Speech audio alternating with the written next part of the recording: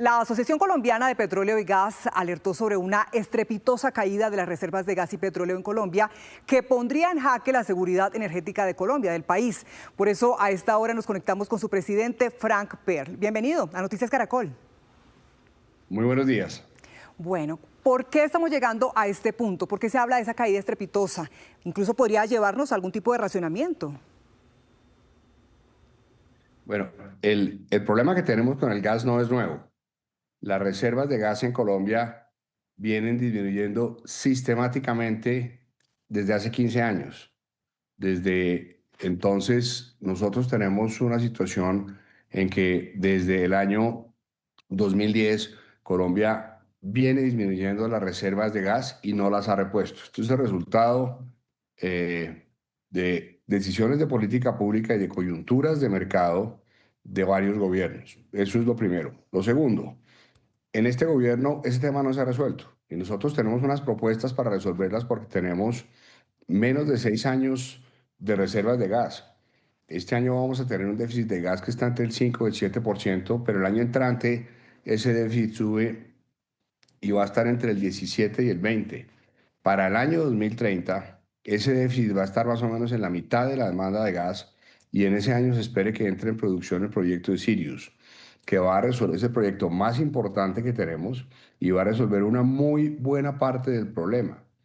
Pero 2 años después, por el crecimiento de la demanda, necesitaríamos importaciones adicionales.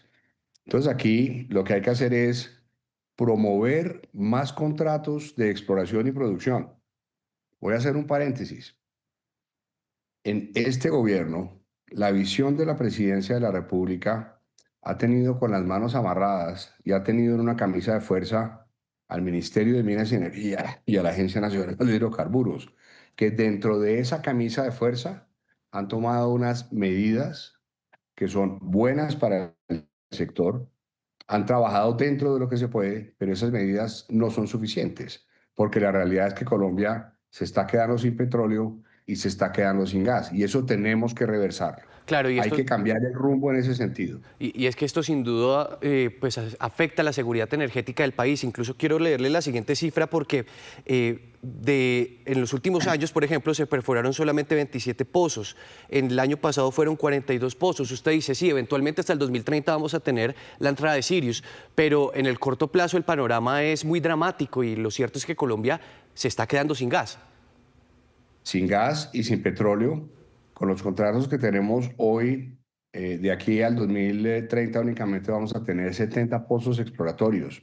Eso lo que quiere decir es que tenemos 14 pozos por año en promedio. Eso no es suficiente y tiene implicaciones. Para los hogares colombianos tiene implicaciones porque con este panorama se puede prever que las facturas de gas suban para hogares y para industria entre un 12 y un 46%. Pero además, eventualmente, es posible que a partir del 2030 no tengamos el crudo para alimentar la refinería y tengamos que importar petróleo para que la refinería pueda cumplir con la carga de 420.000 barriles diarios. Entonces, en un mundo que tiene absolutamente claro que la demanda de energía está creciendo, porque la demanda de energía va a crecer hasta el 2050 en un 2.2%, que es bastante mayor a lo que ha crecido en la última década, que es 1.3%.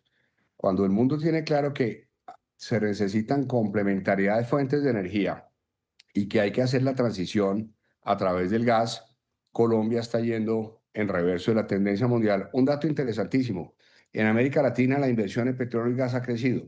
Los países como Argentina, México, Brasil y Guyana han aprovechado los hidrocarburos para sanear sus finanzas fiscales y para dinamizar las economías. Brasil, que tiene un gobierno de izquierda moderada, firmó el año pasado 185 contratos Sí. de exploración en el sector de hidrocarburos.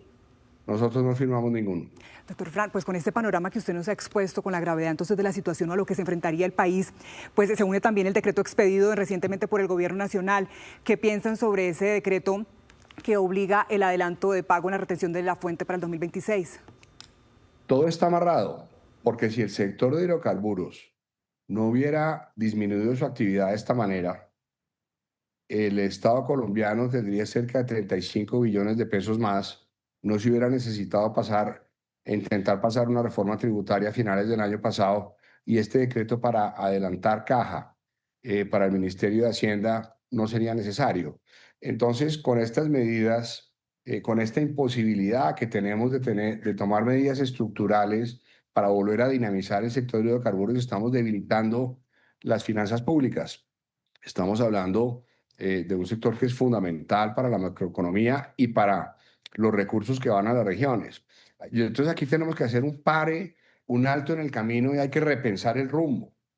Necesitamos hacer una transición energética y mejorar las formas de producción en todos los sectores, eso es obvio.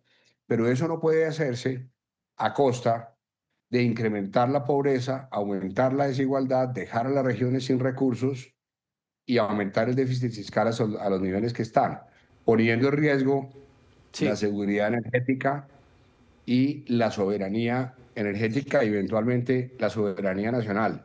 claro. Repito, nosotros dentro de lo que hay con los contratos de AI hemos hecho avances significativos con la Agencia Nacional de Hidrocarburos, muy importantes, pero siguen siendo marginales en relación al reto que tenemos. Claro, usted dice, se está amenazando la soberanía energética del país y esto coincide con la pelea interna que hay en Ecopetrol, la inminente salida que se habla de Ricardo Roa, la inestabilidad de la empresa, las disputas al interior de la junta directiva y las denuncias de chuzadas y filtraciones que no ayudan en este panorama, doctor.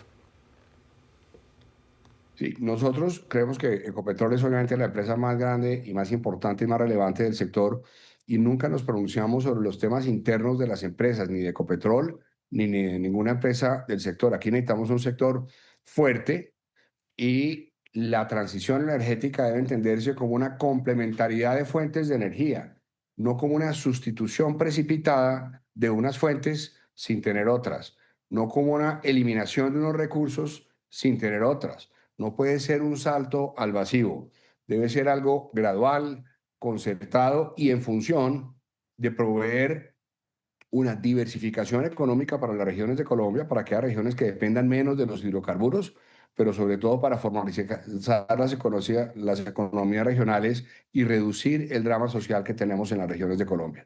Pues, doctor Frank Per, presidente de la Asociación Colombiana de Petróleo y Gas, gracias por estos minutos con nosotros aquí en Noticias Caracol para conocer justamente esa posición ante este panorama por la caída del gas, por esta reserva que se están agotando drásticamente. Muy buenos días para todos y gracias por la invitación.